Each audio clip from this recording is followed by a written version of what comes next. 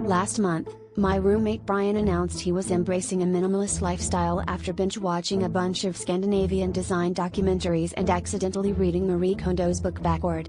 I figured this just meant he'd finally get rid of his collection of novelty socks and that one chair that smells suspiciously like cheese.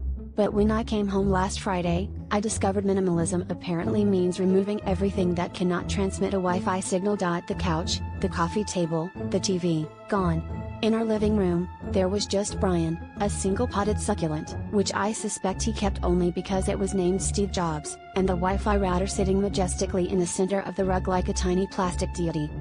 Despite the lack of seating, Brian insisted we still host our scheduled housewarming party. He said, "Don't worry, the room will feel so much bigger." Which is technically true, but only if you measure square footage and not the sense of betrayal you feel when you realize you'll be eating chips off your own lap for the next 2 hours.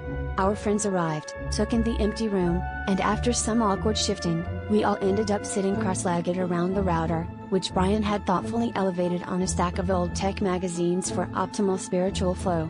He poured everyone drinks in mismatched mugs, claiming, "Minimalism is about letting go of expectations and matching dishware."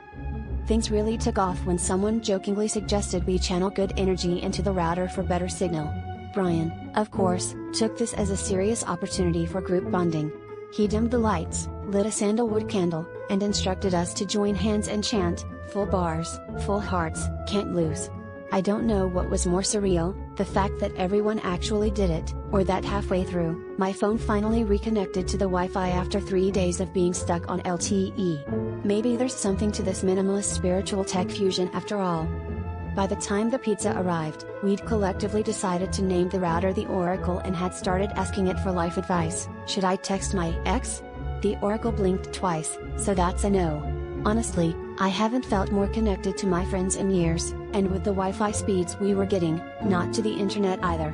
So if anyone's wondering, yes, we now host weekly minimalist seances, and yes, the signal is strong.